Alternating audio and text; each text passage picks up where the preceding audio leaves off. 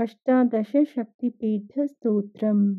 लङ्कायां शाङ्करी देवी कामाक्षी काञ्चिकापुरे प्रद्युम्ने शृङ्खला देवी चामुण्डी क्रौञ्चपट्टने अलम्पुरे जोगुलाम्बा श्रीशैले भ्रमराम्बिकां कोल्हापुरे महालक्ष्मी माहुर्ये एकवीरिकाम् उज्जयिन्यां महाकाली पीठिक्यां पुरुहूतिकाम् ओड्यायां गिरिजादेवी माणिक्या दक्षवाटके हरिक्षेत्रे कामरूपा प्रयागे माधवेश्वरी ज्वालायां वैष्णवी देवी गया माङ्गल्यगौरिका वाराणस्यां विशालाक्षी काश्मीरेषु सरस्वती अष्टादशसुपीठानि योगिनामपि दुर्लभं सायङ्काले पठे नित्यं